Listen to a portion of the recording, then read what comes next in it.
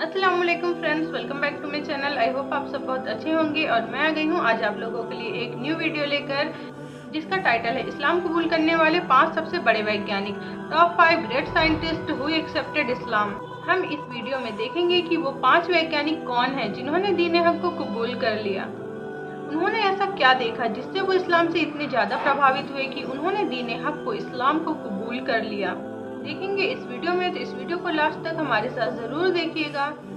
ये है दुनिया के वो 5 बड़े वैज्ञानिक जिन्होंने कुरान से प्रभावित होकर इस्लाम कबूल कर लिया। इन वैज्ञानिकों ने कई सालों तक नासा और स्पेसएक्स जैसी संस्थाओं में अपनी सेवाएं दी। कुरान के वैज्ञानिक दृष्टिकोण को सामने लाने में इन सभी वैज्ञानिकों का बड़ा योगदान रहा। इस्लाम कबूल करने वाले 5 वैज्ञानिकों की लिस्ट में पहला नाम विलियम कीथ मूर का आता है। कनाडा में जन्मे कीथ मूर को आज भी एम्ब्रियोलॉजी का सबसे बड़ा वैज्ञानिक माना जाता है। इन्होंने सालों तक टोरंटो यूनिवर्सिटी में एनाटॉमी और सेल बायोलॉजी के प्रोफेसर के रूप में अपनी सेवाएं दी।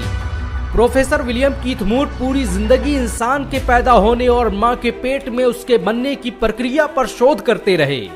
लेकिन एक बार 1980 में उन्हें सऊदी अरब की किंग अब्दुल अजीज यूनिवर्सिटी में लेक्चर देने के लिए बुलाया गया। सेमिनार के दौरान जब उनके सामने इंसान के बनने और पैदा होने से संबंधित कुरान की आयतें पढ़ी गई तो वो हैरान रह गए। उन्हें यकीन नहीं हो रहा था कि इंसानों के पैदा होने और बनने के जिस तरीके को वैज्ञानिक आज खोज पाए हैं उसे कुरान ने 1400 साल पहले ही बयान कर दिया था। सऊदी अरब से वापस आने के बाद कीथ मूर ने कई सालों तक कुरान का मुताला किया और फिर इस्लाम कबूल कर लिया। उन्होंने अपनी किताब द डेवलपिंग ह्यूमन में यहाँ तक कह दिया कि कुरान में भ्रूण विज्ञान के बारे में जो कुछ भी लिखा है उसे कोई इंसान नहीं लिख सकता। विलियम कीथ मूर ने विज्ञान के क्षेत्र में कई आविष्कार किए। उनके योगदान को देखते हुए कनाडा, अमेरिका और इंग्लैंड की सरकारों द्वारा उन्हें कई अवार्ड से सम्मानित किया गया। इस्लाम कबूल करने वाले 5 वैज्ञानिकों की लिस्ट में दूसरा नाम मोरिस बुकाय का आता है। ये वही मोरिस बुकाय थे जिन्होंने मिस्र के फिरौन की लाश का पोस्टमार्टम किया था। इन्हें आज भी फ्रांस के इतिहास का सबसे बड़ा सर्जन माना जाता है। इनकी लिखी किताबें आज अमेरिका और यूरोप की बड़ी बड़ी यूनिवर्सिटियों में पढ़ाई जाती हैं। 1980 के दशक में जब फ्रांस ने फिरौन की लाश रिसर्च के लिए मंगाई तो उसकी जिम्मेदारी मोरिस बुकाय को ही सौंपी गई थी। मोरिस बुकाय ने रिसर्च के दौरान फिरौन की लाश पर लगे नमक से साबित किया कि इसकी मौत समंदर में डूबने से हुई है। लेकिन वो ये देखकर हैरान रह गए कि जो बात उन्होंने अब रिसर्च से साबित की है उसे कुरान ने बरसों पहले बता दिया था। मोरिस बुकाय यकीन नहीं कर पा रहे थे कि फिरौन के डूबकर मरने और लाश के बच जाने का जिक्र कुरान में पहले ही मौजूद था। इसी दौरान मोरिस बुकाय का सऊदी अरब जाना हुआ, जहां एक कॉन्फ्रेंस की शुरुआत में कुरान की एक आयत पढ़ी गई कि अब तो हम तेरी लाश को ही बचाएंगे ताकि तू बाद की नस्लों के लिए निशान इबरत बने। अगरचे बहुत से इंसान ऐसे हैं जो हमारी निशानियों से गफलत बरतते हैं। इतना सुनना था कि मोरिस बुकाय मारे जोश के चीख पड़े और भरी महफिल में खड़े होकर सबके सामने ऐलान कर दिया कि मैं आज ही इस्लाम कबूल करता हूँ और अल्लाह की किताब कुरान पर ईमान लाता हूँ। फ्रांस वापस जाने के बाद मोरिस बुकाय ने लगातार 10 सालों तक कुरान और विज्ञान पर शोध किया और साबित किया कि कुरान की एक भी आयत साइंस के सिद्धांतों से नहीं टकराती, बल्कि साइंस आज जो कुछ भी बयान कर रहा है कुरान ने उसे हजारों साल पहले ही बयान कर दिया था। इस्लाम कबूल करने वाले 5 वैज्ञानिकों की लिस्ट में तीसरा नाम ई मार्शल जॉनसन का आता है।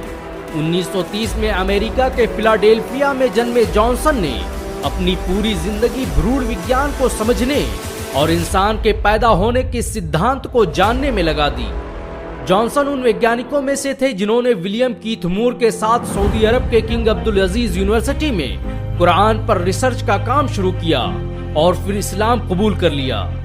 उन्हें सऊदी अरब ने 1982 में कुरान और विज्ञान पर शोध करने वाली कमेटी का सदस्य भी बनाया और इन्होंने अपनी रिसर्च से साबित किया कि कुरान ने एक खून के लोथड़े से बच्चे के बनने और फिर उसके हड्डी में तब्दील होने और फिर हड्डियों पर गोश्त चढ़ने की जिस प्रक्रिया को बयान किया है उसे जानने में विज्ञान को सैकड़ों साल लग गए।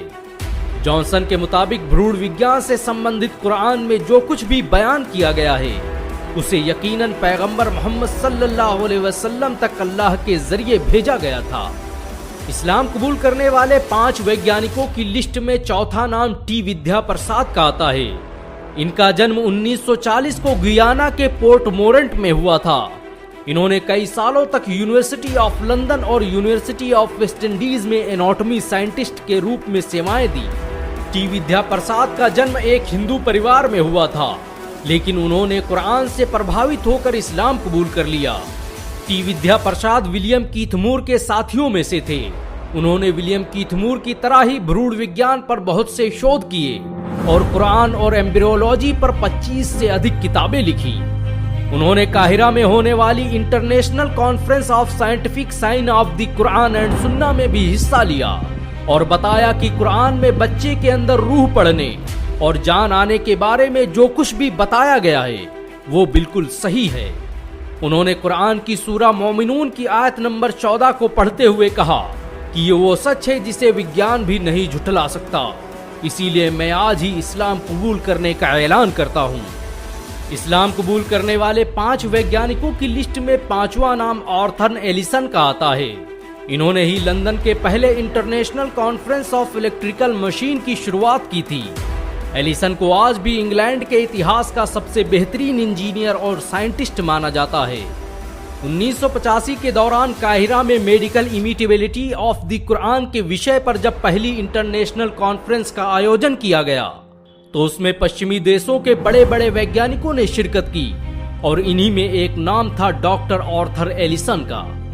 आर्थर एलिसन ने कुरान की सूरा जुमर आयत नंबर 42 पर अपना रिसर्च पेपर पेश किया और बताया कि नींद के दौरान कॉन्शियसनेस की जिस थ्योरी पर विज्ञान आज पहुंचा है, कुरान ने उसे बरसों पहले एक लाइन में ही बयान कर दिया था। कॉन्फ्रेंस के खत्म होने से पहले आर्थर एलिसन स्टेज पर गए, माइक हाथ में लिया और अपने मुसलमान होने का ऐलान कर दिया। अशहदु अन ला इलाहा इल्ला अल्लाह व अशहदु अन्न मुहम्मदन रसूल अल्लाह। इस्लाम कबूल करने के बाद उन्होंने अपना नाम अब्दुल्ला एलिसन रखा और पूरी उम्र कुरान और साइंस पर रिसर्च करते रहे। इन सब के अलावा दुनिया में आज बहुत से वैज्ञानिक हैं जिन्होंने कुरान की शिक्षाओं से प्रभावित होकर इस्लाम कबूल कर लिया।